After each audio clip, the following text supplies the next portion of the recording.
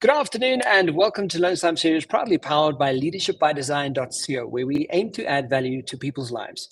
You can listen to us live every Wednesday and Thursday at lunchtime on ebizradio.com, where we talk everything leadership, coaching, and marketing.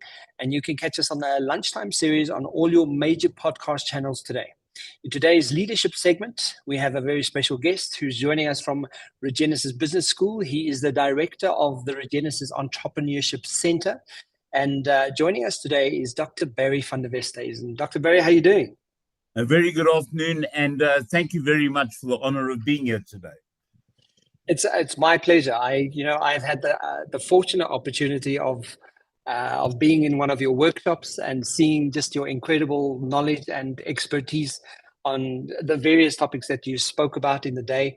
But I mean, in today's conversation, Dr. Barry, don't you want to first just sort of preface for us, who you are, what you do, and a little bit of background about who you are? Thank you very much. So I've had the rare privilege of straddling academia and business for the last 40 odd years. So I've worked for a number of corporates. I've also run my own companies, and at the same time, in parallel, been a facilitator at a number of business schools, and now with Regenesis. As far as my passion goes, really at the moment, it's all about leadership in the formal and informal sector. And I know we have our blue chip companies, with all due respect, have got phenomenal leadership and management training in there, but we've got high unemployment, and we've got to get out there and ignite the passion in the small businessman. And that's all well and fine, but so many businessmen lack the guidance to lead properly in a very uncertain world and a very challenging world. So that's where my focus is at the moment, about being an insightful leader, being someone that sort of blows the wind into entrepreneurial sales, excites them and gets them going. And when we take that back down to the nuts and bolts, you wake up in the morning, you've got a factory full of people, you've got throughput rates, you've got irate customers, exchange rates, etc. It's not as easy as it seems. So my passion at the moment is to reach out and give as much wisdom and guidance to all those young leaders and entrepreneurs out there. So, I mean, one of the things that I think is worth mentioning, and maybe you could sort of expand on it, is one of the things that we're looking at is the different quotients that we have as leaders, and the areas that we need to sort of really understand, but also understand the importance of why we need to cultivate more than just certain areas of our leadership. And we think of, IQ is an obvious one. Everyone knows it. EQ has been, driven hard for the last couple of years. But we're also starting to look at your PQ, your physical quotient, and how you're looking after your own health. We're also looking at options like your agility quotient, and we're looking at options like your networking quotient. Areas that are really starting to push and to really get leaders functioning at an optimal level. Don't you want to expand on the reasons why we really need to tap into these other areas of leadership, and how that's sort of impressing upon what the future of leadership is starting to show us? Well, absolutely, gladly. So just historically, we come from a traditional command and control leadership style, where maybe a person with a large physical presence, intellectual presence, or a specific skill stands out, and we accord him a leadership role. But in the world as it is, and the world is in turmoil, we have to be very, very agile. And that also speaks to our health. So the physical leadership is very, very important. The spiritual leadership is important. How do we tap in and recognize every person as an individual?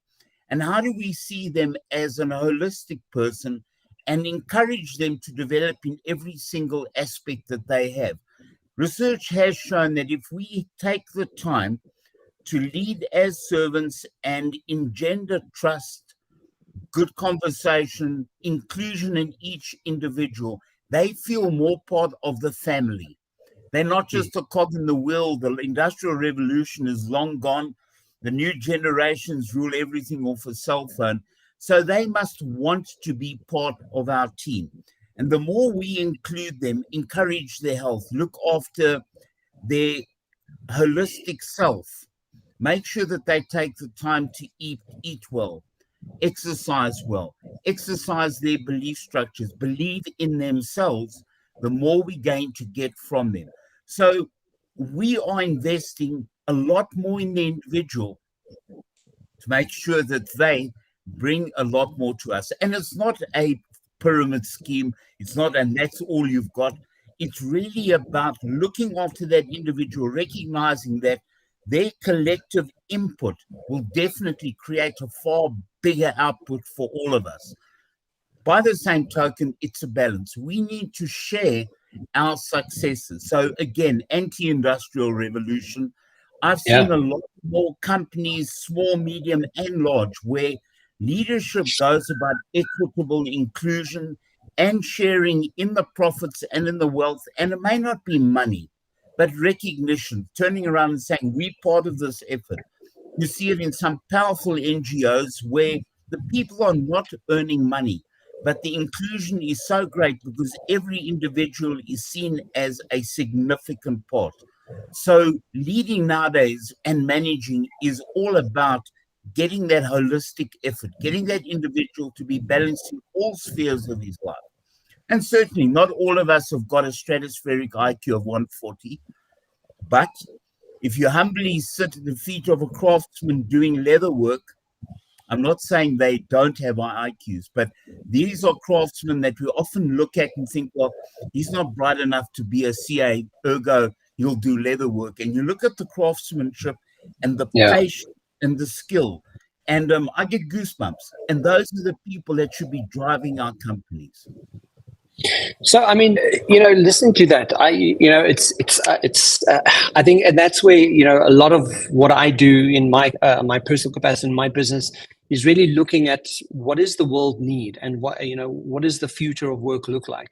I know that you're aware of the fact that I've, done some research around a book that speaks about the wings concept. And some of the wings or that work industry neutral growth skills that they speak about is things like creativity and critical thinking and social intelligence and attention management and self-management. From that perspective, where do you think, especially, working from an entrepreneurial perspective, all of those things will be really, really important for us to drive leadership as an agenda? Well, where do you think, as a country, perhaps, from your perspective, where do you think leadership is falling through the gaps? And I mean, we don't have a wonderful leadership government to kind of showcase what exceptional leadership looks like. But I mean, from a personal perspective, because I also believe that, leadership is a skill that everyone cultivates within themselves. So how do I direct my life? And what does that leadership look like for my life, right? What do you think are the shortfalls that we're experiencing in our country? So this is something that's happening globally in a lot of countries that are struggling economically. Yeah. And we can look, going to EU Union, look at Portugal, Italy, Spain, etc. These guys are struggling. Greece is struggling as well. And an interesting thing is the more we struggle, the more it becomes almost a life and death paradigm, and the less attention we pay to our self-worth and to the self-worth of the people working with us. So where we're falling through the gaps with our unemployment rate, we need to bring people in. We need to coach them. We need to partner with them so that as I am growing my business, every individual that works with me is vital to me, but I need to be vital to them as well because they need to be the future leaders. I don't want to have to sit and run a business and have sleepless nights about overdrafts and productivity. If I've got a team in the room and if they can take over the baton as I age and as the company grows, we do this properly, we can franchise, we can expand, we can build. But we have to, it's like feeding a child. If you feed a child well, rest it well, train it well, it will grow really, really well. And then the organic growth within the individual gives us the chance to see their specific skills. Some people are highly creative. Let's get them into the marketing space. You may have someone on your production line who wants to go in the marketing space, someone in marketing who loves the production line a lot more. And let's just talk a production line. You may be making clothes, shoes, robots, but you will have technicians who start off there with a dream of doing robotics. And within their first few years, as we all do as we grow, we find a different passion. One of the skills as a good leader now is to look for those sparks and nurture those sparks and include the people. The last thing you want to do is put a lot of money, time, and effort into nurturing a new employee, and then they resign. And you say, well, why are you leaving now? Now you're adding value. And they turn around and say, well, it's not really what I want to do. I'd rather go out there and design houses. And you say, but I'm making robotics. Design my robots for me. You see, so we've got to look at how we can bring in a really good relationship between the two of us. It's hard work. You're looking at your financials, at your clients, at your service, at your outputs, and we forget to look at the very people that are putting us where we are. So where do we fall through the cracks? I think it's that it goes to ethical leadership as well. We see that on a daily basis where people are chasing the turnover at the expense of their staff members, at the expense of their clients as well. Yeah. And there are many a Ponzi scheme. There's many false gods where people have to wear Patek Philippe before they're recognized as being a great businessman, and that's a problem. So us as leaders, and every individual who's excited about life is a leader. They need to lead upwards as well, because not every leader is great at what he does. So, yes. And I'm trying to be politically correct here, but it does happen in the public sector. It happens in the business sector as well. So, I mean, would you say it's fair to then make that statement that, with your wealth of experience, that leaders inevitably their aim should be creating more leaders as the first kind of part to that, and the second to that is we're evolving into a culture of coaching rather than managing. Because when I look at the work that I'm doing is helping corporates really move into that coaching culture, and what that is doing is allowing for people to think for themselves, to ask strategic questions, so that people enable themselves to come up with solutions for them to think innovatively. Do you think that's relevant to where the evolution of work is moving into? It's very relevant. It really is. The old paradigm of silos and holding on to my information to get ahead of the chap next to me is simply not on. Knowledge sharing, growing as a team, nurturing our future leaders is important. And we must remember, we aren't leaders once we drive a large company car. As soon as somebody looks towards you for guidance, for mentoring, for coaching, you're leading. So we should, at the entrance into our companies, at the foundation, start encouraging this way of doing business. We lead, we share, we help, we work as a team. And our executive management must be very wary of excluding themselves from the coalface. Manage by walking about. I mean, the NASA Koopman now wrote about this 40 years ago, and it's still relevant. We really need to get down there and be part of the business that we're passionate about.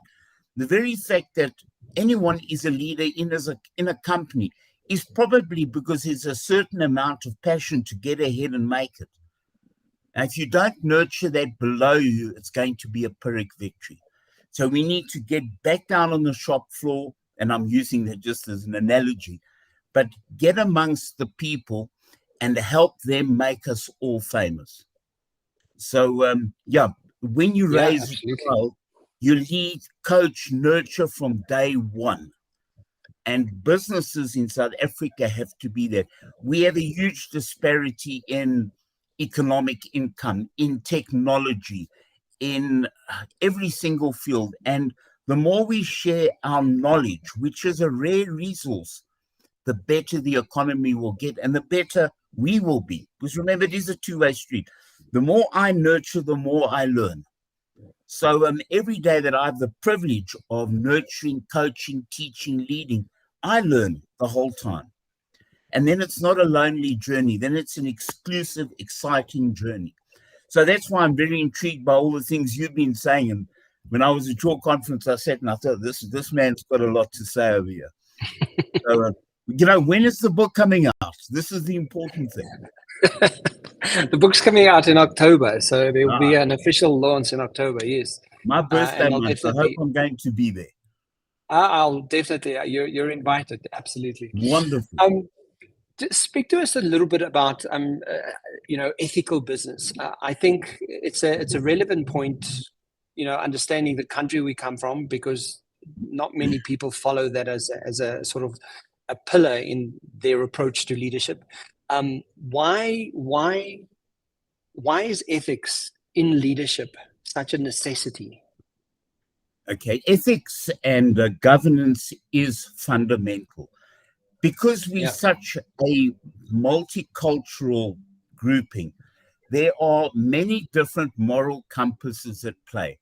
What I believe is okay in business, you may not believe is okay in business. My colleague may look at this and say, hang on, not in a million years. We have to be very sensitive to the multicultural organizations and people we have around us. When we go out and we make decisions, we do business. We can't do it for our self-gratification only. We have to sit back and make sure that it meets a common agreement on a common moral compass with everybody. So there obviously is a continuum from the extreme right to the extreme left, which we can't appease. But for the general population sitting, for want of a different term, within the larger bell curve, we need to look, are we offending our fellow man? Are we enriching our fellow man? Are we taking him for a ride? Are we lying to them for the sake of marketing, or are we being honest? When I have taught the subject, near the end of a lecture, I turn around and say to people, okay, any one of you that can stand up right now and tell me, I know a company that's 100% ethical, please do and tell us. And sadly, they never do. And that belies our poor performance. When we run companies, we have to be ethical. We have to be honest. There is a lot of stats and research behind it. The higher your ethical performance and level of inclusion, the less sick days you have, the more inclusion you have, the more willing people the more people are willing to go out of their way to say, look, let's do it like this. With that comes open conversation, because you're not hiding something. And I can have someone come up to me and say, listen, Barry, you want to do this, but do you realize that it's not quite ethical, or you're offending people? If I've got that sounding board within my own company, what a pleasure. It can only mean that I'm going to do better business. So it takes a lot of humility for us as leaders and managers. It takes a lot of strength. But you are building an inclusive society where people from many different backgrounds believe and feel included in this whole. And if you can do that, you will be more competitive. Making the money is by the way. But if you run a fundamental business that is ethically sound, has got good governance in it, you will succeed. I'm not saying you're going to make R1 million. It's not a Ponzi scheme. But you will succeed within the area that you compete. And you should be better than your competitors. Hopefully, you will then egg them on to be a great deal more ethical and exercise better governance. And if we can see what's happening globally with political governance, it's a shambles. So we've got to start somewhere. And I think the onus is on every single person to get out there and do it. So, I mean, one of the concepts that I've recently come across, and one of the coaches, which I'll share with you once we've actually done the show, and she speaks about we have broken families, and broken families are affecting how we do business in South Africa. And I was like, okay, so please, extrapolate about that. What exactly Yeah. do you mean? And one of the words or sort of phrases she used was that we have a broken man syndrome. And I was like, okay, so let me understand that. Please explain that. But when you consider the impact that crime and non-ethical kind of behavior that does happen, you kind of, from my perspective, as from a human behavior perspective, I'm always going, what is the root cause here?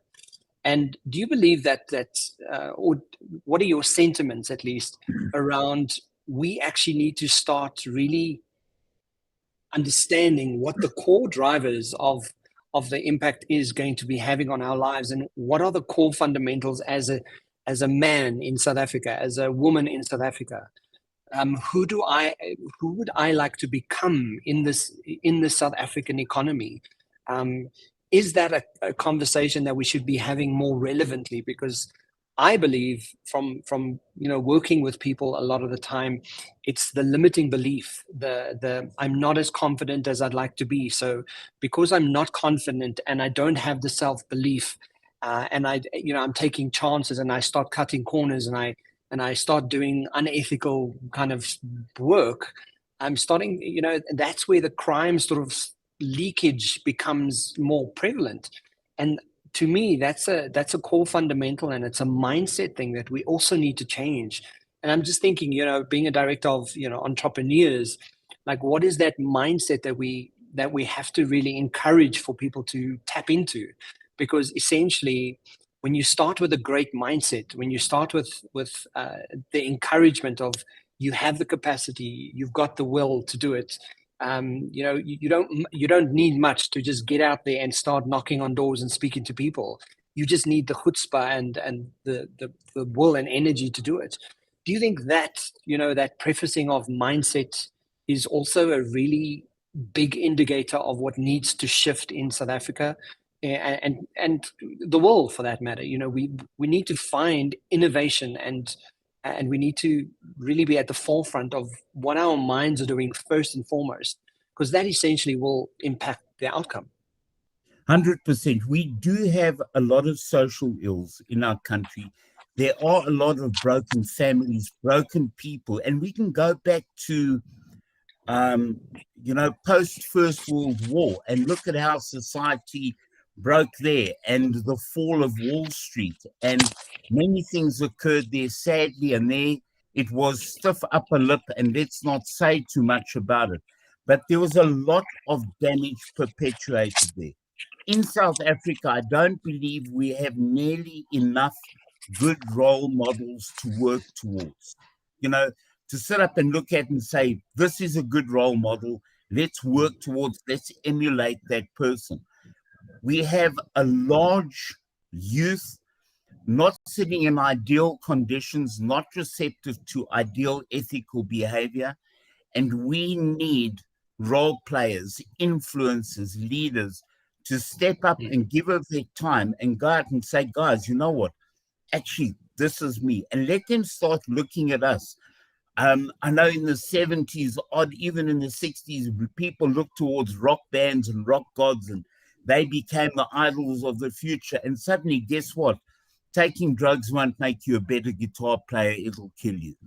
And so, there goes Jimi Hendrix and Led Zeppelin, etc. But today, being a dishonest leader wearing a 3 million rand watch, standing in front of TV, does not make you a good role model, because there are a lot of people who are going to look at this and think, man, if he could do this at his age, there's no ways he just did it by the numbers. He must have done something crooked. And we're going to find out what we're going to try and emulate that, in the hope that we will gain standing. And in essence, that broken man is very fragile and he fractured. So we need more role models. We need more ethical behavior. We need more South Africans, because this is our country. This is our continent, Africa. We need to spend a lot more time identifying good role models out of every strata of our populace and business. And if you look at how many million people are out there in the informal sector plying a trade honestly, those are role models as well. And I think that all of us need to reach out to them and give them a public standing, get out there and get that information to our youth. Being a broken person, coming from a broken home, having an alcoholic father, witnessing gender-based violence is traumatic. And I'm not dismissing it, but it shouldn't serve as an excuse for me to behave incorrectly. Yeah. You know, and I think that's we've almost normalized it because it's happened so frequently and so regularly in this country. It's almost like it's an accepted kind of negative part of society. So, taking away, sorry to interject, we talk about crime and bad ethics. It's not only the chap with a gun in his hand. It's the guy that starts up running his company and he doesn't do the PAYE, he doesn't do the UIF, he doesn't legally employ people, he doesn't pay the tax. And we all go, well, geez, it's tough enough to make money. Now I have to share it with a leadership that doesn't show me where that money is going. But the bottom line is your moral compass should dictate to you. You have the privilege of running a business, growing people, do good by your employees, do good by your society, give your bit, give Caesar his due. It's important. If we all have that ethic, good should spread easier. Absolutely, yeah. So one of the things that I wanted to just touch on before we end today's conversation is you're the director of Regenesys Entrepreneurship Center. As a director, I know that Regenesis does amazing work.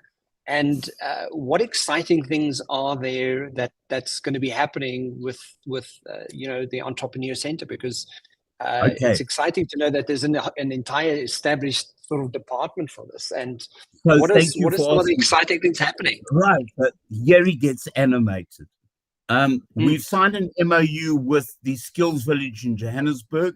We're setting up a clinic there specifically to help startup entrepreneurs. And I'm not talking about guys that got 10 million rand in. I'm talking about guys at grassroots. We're going to be there nurturing them. That's the one side. We're also going to launch a talk show where we are going to interview as many South African entrepreneurs as possible. We're going to showcase them. We're going to do studies to try and find from an academic perspective, what were the needs they had? What did they require to make a go of it? And we're going to feed that into our curriculum so that we start offering needs-based education. You wake up in the morning, you don't have 7 A's in matric. I didn't, maybe you did. And I want to start a business. I need to get help. Put my hand out right now and access help. So that is our drive. We're not there to make money out of this. We're there to build our future society, build entrepreneurs. Because if they grow their businesses and we do our job well, we will have future clients coming in on our courses. That's a nice to have. But the dream really is job creation and sustainable job creation. So whether you're a bricklayer, a plumber, a spaza shop owner, we want to reach out and assist you and see the growth, because I think that will be better for the whole society. So that's our dream, and we're going to do it. We will make it. Wow.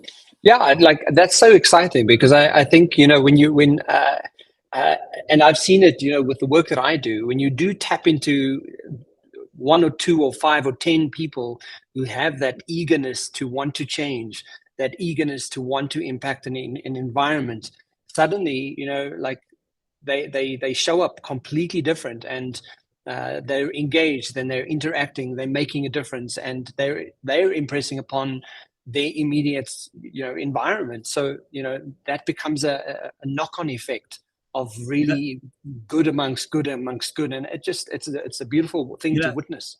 I'll tell you a lovely thing. When I was 27 odd, I thought I was going to rule the world. I think we all did at that stage. I was very fortunate to meet two leaders in diverse fields who I went up to, had the chutzpah and said, listen, I need a bit of help. Will you guide me? And they became mentors and friends.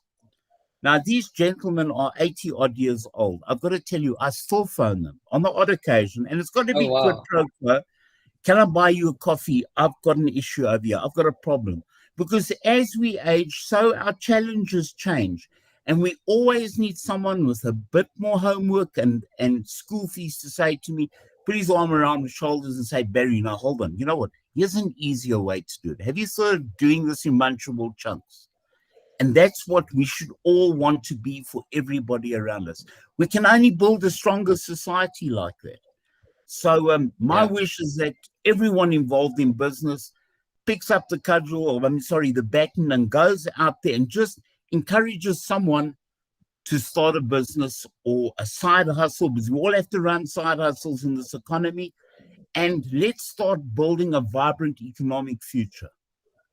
So I think that's really important. So it's all part of the dream, the way we go. If you can give us sort of three, those points are already relevant, but if you could leave us for this conversation today, if you can leave entrepreneurs, business people, leaders out there with three areas of critical focus that could change their day to day and move them, one step closer to where they're going, what would those three steps be? What would the three obvious practical steps be? Kevin, you put me on the spot, and I'm not being too philosophical, I hope. But first and foremost, be true to yourself. If you're going to start a business, believe in it. Do what you're passionate about, not what somebody says will make you money. My dad said I must be a CA, therefore. Be true to yourself.